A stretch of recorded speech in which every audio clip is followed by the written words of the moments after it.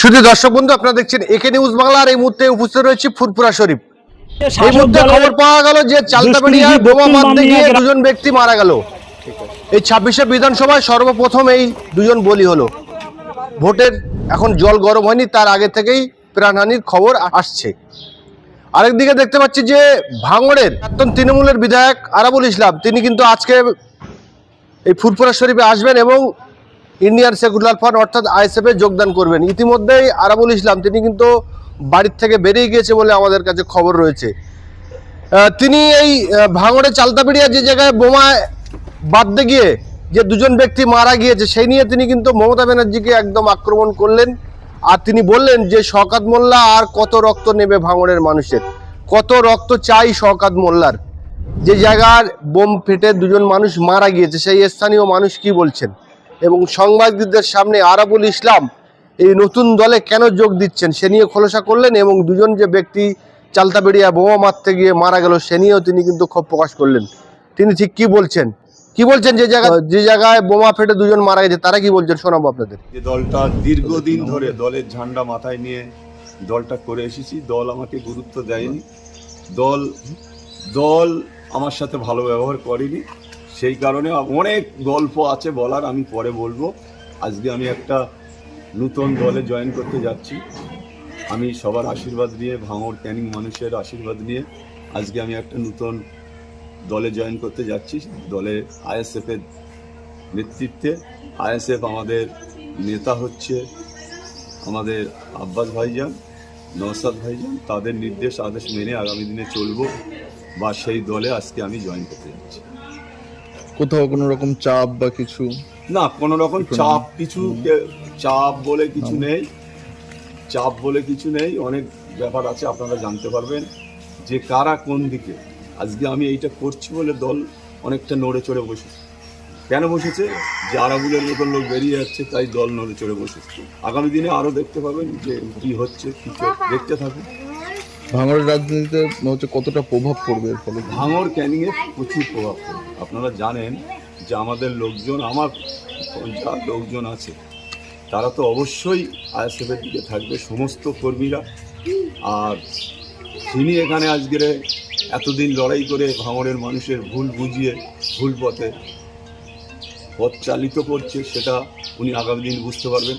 তবে সবথেকে একটা যেটা বড় ঘটনা শুনলাম, দুঃখের ঘটনা, যে চালতাবাড়িয়াতে একটা বোম বাস্টিং হয়েছে, সেখানে দুজন মারা গেছে। আজকে আমি মমতা বন্দ্যোপাধ্যায়কে বলবো যে কারা বোম বাঁধছে, আপনার পুলিশ কি করছে? কলকাতা পুলিশ, আপনার কলকাতা পুলিশ কি করছে? তরুণ তাজা ছেলেদের জীবন চলে যাচ্ছে। বোম বাঁধতে গিয়ে দুজন স্পটে মারা গেছে, 4 জন সিরিয়াস ইনজোর্ড। আজকে কোথায় মমতা বন্দ্যোপাধ্যায়ের পুলিশ? আর কোথায় মমতা বন্দ্যোপাধ্যায়ের কাছে আমি আবেদন রাখবো যে ভাঙড়ের কত মানুষের রক্ত নিলে শওকত মোল্লা শান্তি পাবে? ভাঙড়ের কত মানুষের রক্ত নিয়ে এখানকার হোলি খেলা খেলবে? তাই আমি আবেদন রাখবো মুখ্যমন্ত্রীর কাছে যে আপনারা দেখুন, আপনার শওকত মোল্লার নেতৃত্বে ভাঙড়ে বোম বাঁধা, বোম মারা, এই আজকে আরও প্রমাণ হলো যে নিজের দলের লোক বোম বাঁধতে গিয়ে মারা গেল। এটা অত্যন্ত দুঃখজনক ঘটনা, অত্যন্ত মর্মান্তিক ঘটনা। আমি এর জন্যে সত্যিকারেরই শোক। আমি কি বলবো, আমি ভাষা পাইনি, ভাষা খুঁজে পাচ্ছি না যে এই ধরনের ঘটনা ভাঙড়ে ঘটতে থাকবে।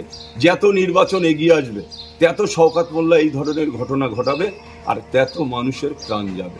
তাই আজকে আমি শুধু একটাই কথা বলবো, নতুন দলে যোগ দিয়ে আমি আগামী দিনে ভাঙড় ক্যানিংয়ের শান্তি ফেরানোর জন্যে আমি সবসময় চেষ্টা করব।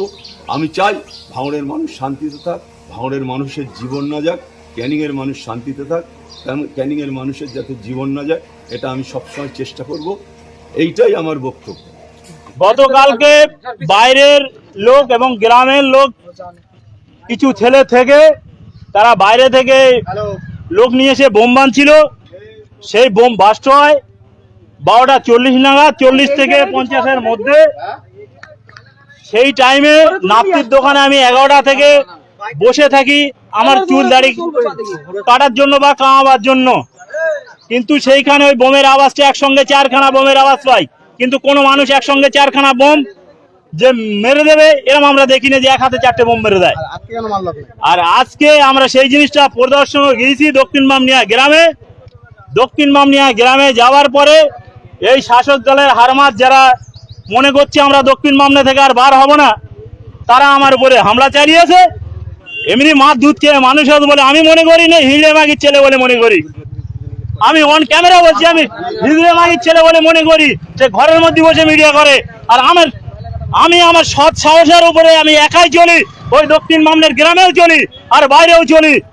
তবে বলে দিলাম আজকের পর থেকে যদি সে মাছ দুধ খেয়ে মানুষ হয়, আর যদি কিনা একটা শরীরের দুধ খেয়ে মানুষ হয়, তাহলে বডি কাটলে আমার সামনে আসবে। আর কেন মেরেছে কেন? আমার মারার কারণটা হলো এটাই, তারা বোম বাস্টিং হয়েছে, সেখানে একজন মারা গেছে, তার ফটো আছে। এবং কারা বোম বানছিল? কারা? টিএমসিরা বোম বানছিল। টিএমসির হারমাত বাহিনী, ওইদুল ইসলাম তার নাম।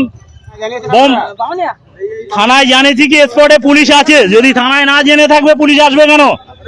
বোম যদি না আসবে তাহলে আমরা গেলে দোষটা কোথায়? আমরা তো সেখানে মোস্তানি করতে যাইনি। বোম বানছিল দেখতে গিয়েছে বলে কি মেরেছে? হ্যাঁ, বোম বানছিল, সেখানে প্রশাসন থেকে গার্ড নিয়ে মেরেছে। আমার নাম আবুল খায়ের মোল্লা, আমি 160 নম্বর বুথের পঞ্চায়েত। হ্যাঁ, বলতে কালকের টিএমসির বাহিনীরা ওখানে বোম বানছিল, জীবনতলাতে লোকে নেই।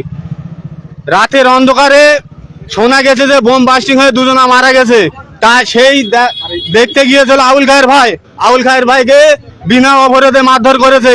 তা আমি পুলিশ প্রশাসনকে বলবো, আজকের এই জাহান নামের কুকুরদের সাথ না দে, ভালো ভালো মানুষের সাথ দিয়ে পুলিশ প্রশাসনকে আমি বলতে চাইবো, এই আবুল খায়ের মেরেছে, এর না যদি কোনো স্টাফ নেই, ওই দিলে আমরা ছাড়বো না। আর শওকত মোল্লা ভাঙড়ে প্রার্থী আছে বলে কি তার জন্য কি বোমাবাজি করছে নাকি? হ্যাঁ, 100 বার। কেন শওকত মোল্লা তো পারবে না এখানে? শওকত মোল্লার কাজ নেই এখানে। শওকত মোল্লা ভালো করে জানে এখানে ভাঙড়ে শওকত মোল্লার জায়গা না, সেই কারণে বোম মজুদ করছে শওকত মোল্লা। এই আবুল খায়ের না যে বিচার দিতে পুলিশ প্রশাসন, এই আবুল খায়ের না যে বিচার দিতে পুলিশ প্রশাসন।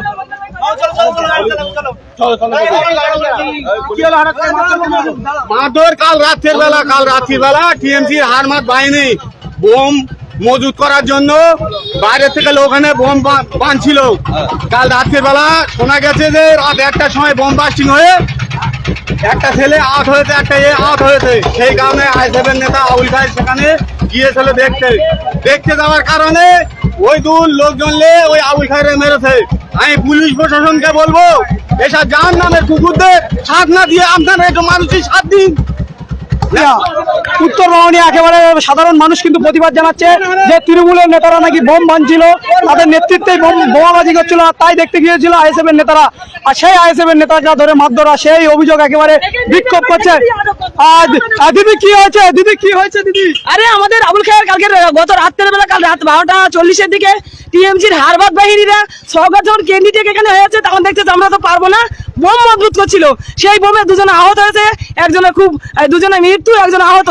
তাদেরকে ভর্তি আছে নার্সিং হোমে, সে খবর আমাদের কাছে আছে। আমরা সেই জন্য দেখতে গিয়েছি, আমাদের পঞ্চায়েতের মেম্বারকে ধরে তাকে মারধর করা হয়েছে। ঠিক আছে, কিভাবে মারধর করছে? পঞ্চায়েতের মেম্বার কোন দলের? আমাদের আইএসএফ করে। সে আর মেরেছে কারা? মেরেছে টিএমসি, ওই হারমাত, ওই গুন্ডা, ওই বাহিনী কি কোথাকে বার হতে পারে? আমিও দেখছি আমরা কোথা থেকে বার হবে, তারপর আমরা সঠিক খবরটা সঠিক ন্যায্য আমরা বিচার চেয়ে তবে নেবো। আর না বিচার পাইলে এই রাস্তা থেকে উঠবে না আপনারা? এই রাস্তা থেকে উঠবো না, এই রাস্তায় আমরা ধর্নায় বসে থাকবো। কোন ধাতে বার হয় আমরা শুধু ওকে চৌকি দেবো, ওকে খোঁজ নিয়ে থাকবো। একেবারে দর্শক দেখতে পেয়েছে এই মুহূর্তে কিন্তু একেবারে উত্তপ্ত পরিস্থিতি আইএসএফ কর্মীদেরকে মারধরের অভিযোগের তৃণমূলের উপরে, আর সেই জন্যই কিন্তু প্রতিবাদ করছে। আমরা